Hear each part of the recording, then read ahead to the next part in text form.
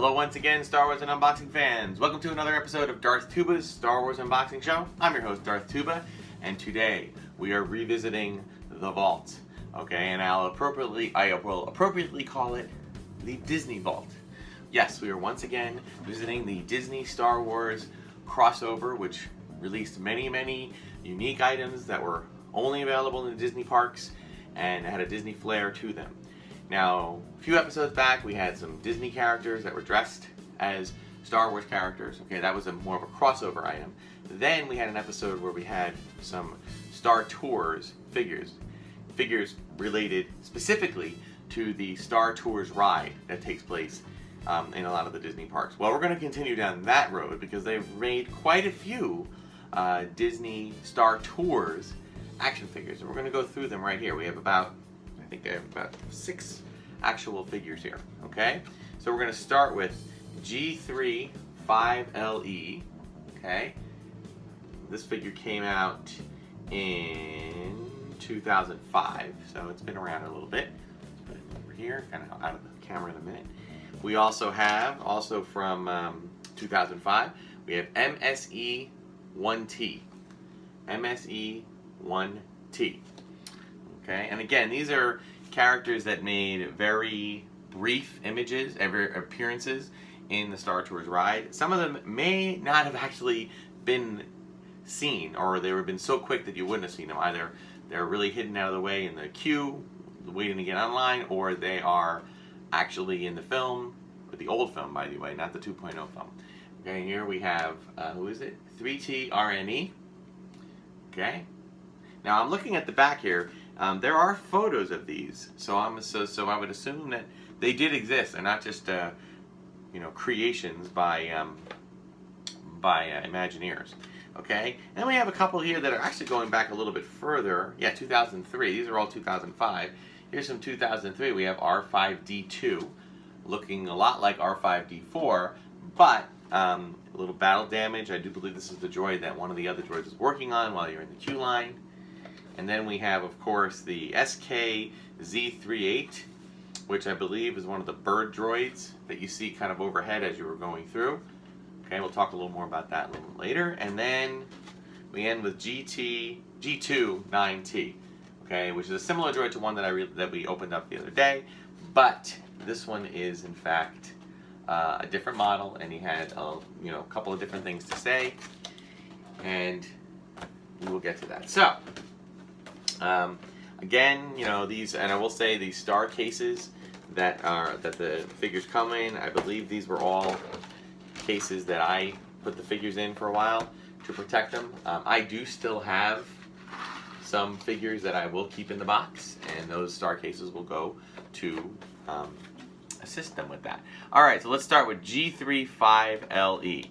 Now, it doesn't give us anything on the back. I will read the general comment. The fate of the Star Wars universe is in your hands. Whenever your plans call for intergalactic transport, call on Star Tours for state-of-the-art travel excitement. Tour the galaxy aboard the Starspeeder 3000 and experience the expertise of the sector's newest and most reliable droid pilots. Look for more great Star Wars toys from Hasbro.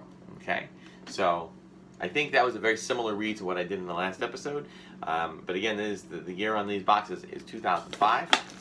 So let's just take them out. These figures have, minimal articulation. I don't think that they're all that meant to be that specific, but then again, they are droids, let's not forget. Okay, and this guy has a little treadmill, not a non-working treadmill. He's got a few, head spins, arms, work either way. Okay, he's got a little danger sign on the back. Looks like he can swivel up and down. Okay, so pretty cool droid. Let's kind of place him right there. G3 5LE. Right, not bad, really cool. Now the only complaint I have about these, in all honesty, and it's actually not a complaint about the figures, actually. In reality, it's a complaint about being an unboxer, is that there are so many figures out there and so many unique characters. I mean, let's face it, folks. I mean, I am not a Star Wars encyclopedia. I mean, I am very good with the names of the characters. I am very good with the names of the original characters, like the ones that Kenner employees named. And I'm decent with the names of the characters in the prequels and in the new movies. as long as they were mentioned. As long as they were mentioned in the film. Alright, but beyond that, you know, this character was never mentioned, and it's a lot of series of... It's a model number, alright? It's a series of numbers and letters. Chances are I'm not going to remember it without looking at the box. That's why I had to look at the box. But now there is no box, so I'm going to keep this with all my other Disney Star Tours figures, so I'll know it's a Disney Star Tours item. But to know the exact name, that's something that is a little bit of going to escape me after a while. So, you know, if anybody's interested in that, one thing I have done is these figures do come with little tags that you can actually pull out and keep.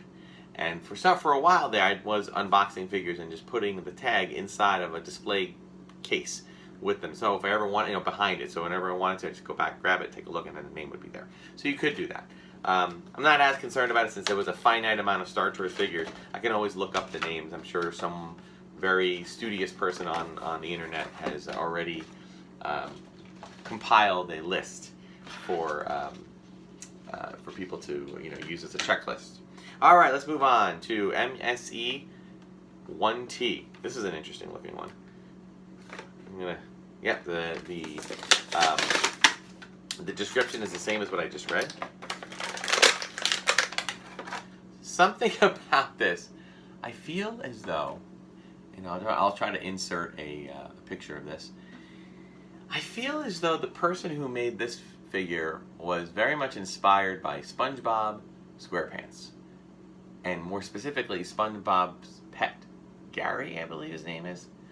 Okay, that one that looks a lot like this droid.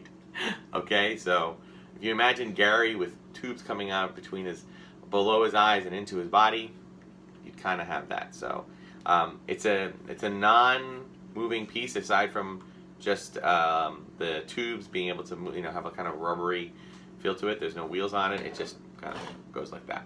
So there you go, MSE 1T.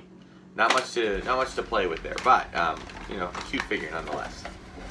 All right, let's move on. Let's go on to 3T RNE. They were very wire happy with 3T RNE. If you look on it, once I take it out here, you'll see that there is a ton of wires dangling from it. In fact, at first, when I first looked at it, I thought it was broken. I thought it was like a damaged, purposely damaged. Take a look here. Another nice thing about unboxing, I don't know if you're noticing, but these things, look at how easily these are falling off the card. They're barely just staying on. I don't think that Disney put a lot of stock in the glue that held it together, okay, because I think they knew that kids were going to just open them up and play with them. So, alright. But this thing is unique. It's got wires dangling from its abdomen, tubes underneath, from its back going up into the front. It's like a big cacophony of loose wires. I do not remember where this figure is. I'm going to have to go on YouTube and find a walkthrough somebody did of the old Star Tours and see if I can track this one down. In fact, these three droids I have not been able to track down yet. I'll have to take a look. But still, unique. Add them to the display of all the other Star Tours droids. That might be a nice little diorama. A nice little, let's see if somebody's ever done that. A diorama of the Star Tours cube. Just because it was a neat little adventure. You had your calamari up at the top, you had R2 and 3PO kind of talking there, and you walk through it, and then there was like a whole little droid bay. That droid bay might be a nice thing to do. Alright, let's move on. SKZ38. Now, this is an older one, 2003, along with the other two. Or 2002, actually. Yeah, and I remember that from the blue card. This is I call it the Attack of the Clones card. So I can remember just by looking at the cards that this was a 2002 or around that, 2002, 2003, in that general vicinity. And it looks like it's the exact same, advertisement, okay, for Star Tours. And again, glue comes right out. Now, an interesting thing about this one, now, some of you may know this, some of you may not, but an interesting piece of trivia I know about these droids. These actually, they're not to scale, and that's something else that you should be aware of with the Star Tours droids. They are not to scale. that's interesting. Thing there, you can see it says Jedi Master Points.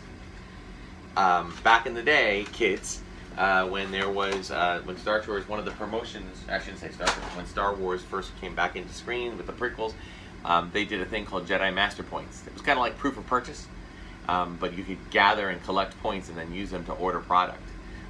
You'd have to collect thousands of points to get something very small. It's kind of like when you go to an amusement park and you play for tickets, play games, video games, and skill games, and you like skee ball and stuff, and you get tickets, and the tickets you amass like 100,000 millions and upon millions of dollars or points in tickets, and at the end of the day you can buy a thimble. So it was that kind of thing. So they had that promotion running for a while, and then it kind of just faded away. All right, so this guy's got a little propeller. All right, now a little thing to know about this: this thing is not to scale. Okay, if I were to utilize a figure, let's use War here. Okay, if War, our bartender, was our normal-sized human being, this would be roughly around this big. Okay, but it doesn't make a lot of sense to have a vulture droid. Well, it looks like a vulture droid, but I call it a vulture droid. It doesn't make a lot of sense to have something like that and have it be so tiny. So they made it bigger and out of scale. Now, the interesting thing about this, though, is that this droid, if you look closely at it, and then I'll insert a picture of it if I haven't already. This droid, when you look at the beak and the feet, it kind of looks like a bird, right? Take away this propeller thing, and it kind of looks like a bird. Well, that's because it is a bird. It's in fact a bird endoskeleton. It's a skeleton that the skeletal part of a bird animatronic. If you took all the skin off and the feathers off, it would look like this. And I think the bird came from, I want to say, America Sings or Splash Mountain, or maybe, because I know that all the creatures, all the animals from Splash Mountain originally came from an attraction called America Sings. I think this was part of that. I'm not 100% sure on that, so don't quote me on it.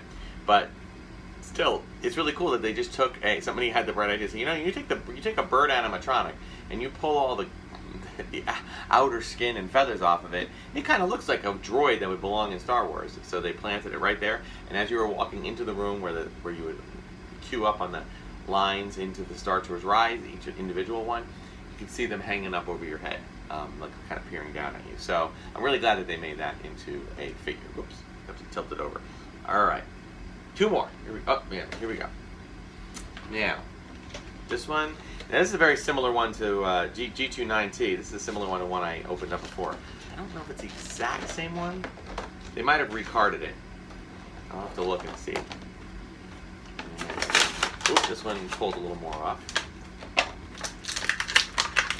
The thing is that there were, even if it is very similar, even if it was exactly the same, there are two of these in Star Tours, in the original Star Tours.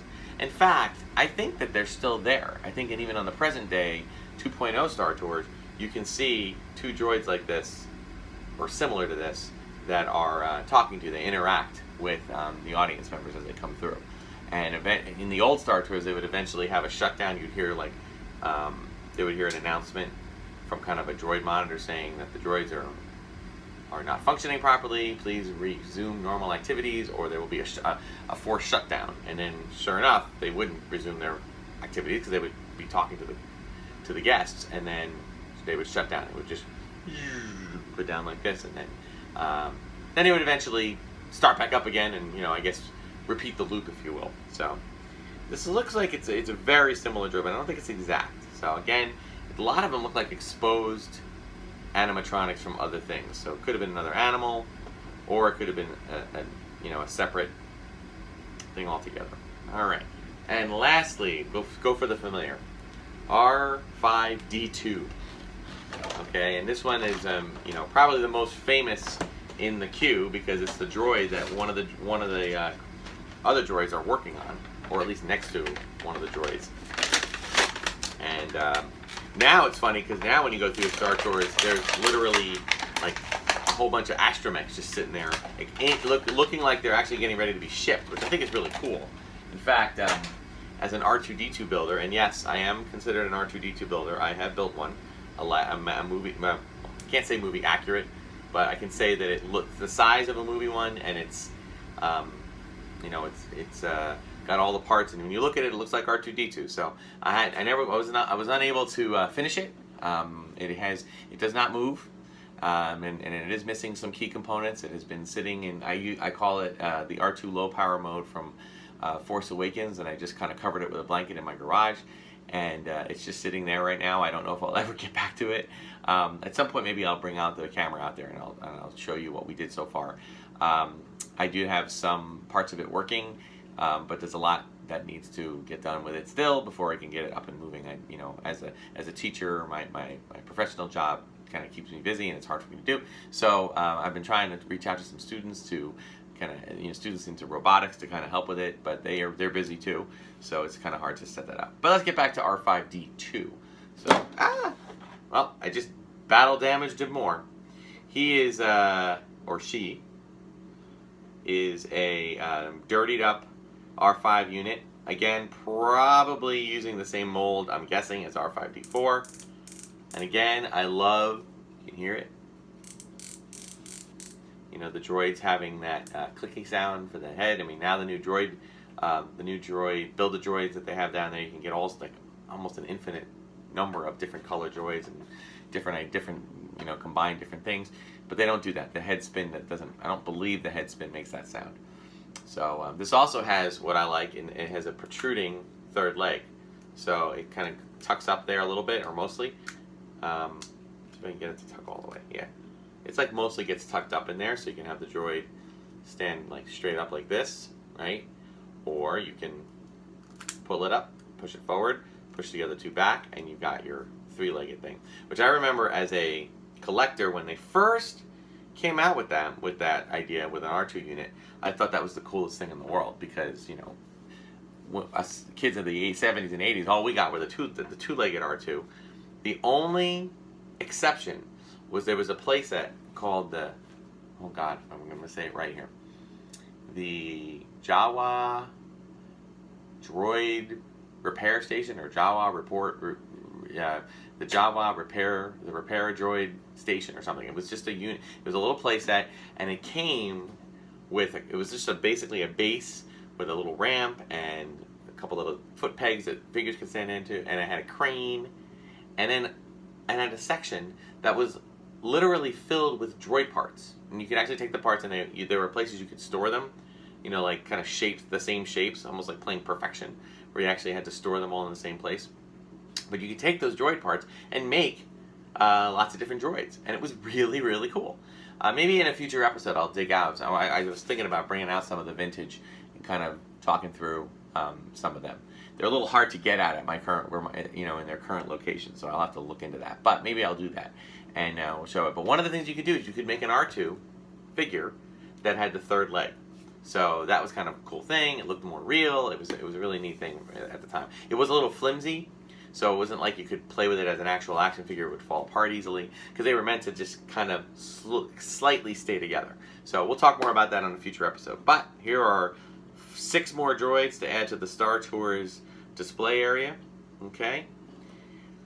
Our bird skeleton one, and I think my favorites here is the R5-D2. I like how again, I'll do a close-up. It looks like he has 2 eyes peering out like a cartoon, with the eyes going out like that. So that's funny. But he's a favorite. The Vulture droid, just because I keep calling it a Vulture droid. I know that Episode 1 had Vulture droid spaceships, and that's kind of where I'm getting that from my head. But he just looks like a vulture. So, and I know it came from a bird animatronic. And then the one that I swear they got it from Gary from SpongeBob SquarePants. So, an awesome addition to our display unit. We will put them out proudly. And believe it or not, I have stacks of figures here.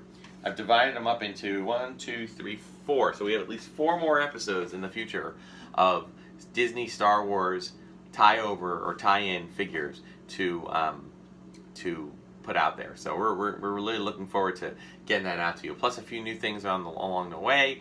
Oh, I do want to mention, I think that this is the first time in this episode I've made mention of it.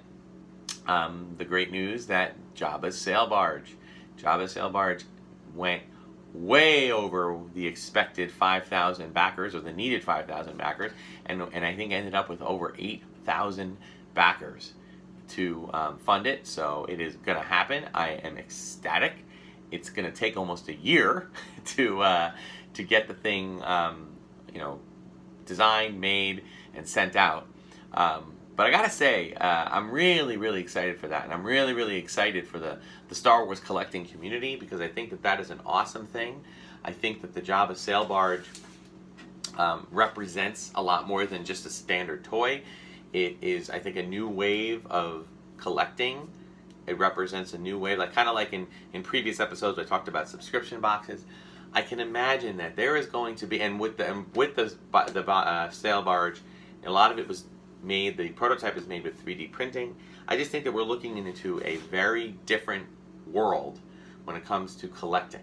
And I think that whether you're a kid who's building a collection as a child and playing with everything, or you're an adult that just wants to appreciate the items that you grew up with in your youth and have some tangible collectible idea with them, I think that this is a unique way to do it. And I think that people are I'm hoping that that this HasLab continues and offers many other options and ideas.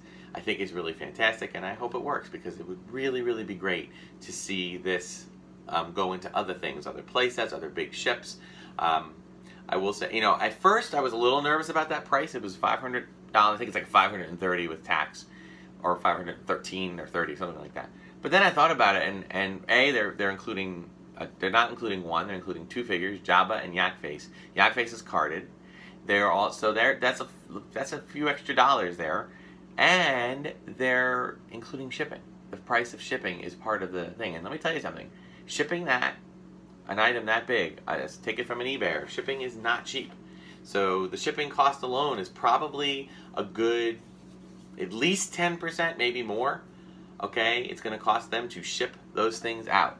So you're saving on that as well. And when you get right down to it, it's a huge piece.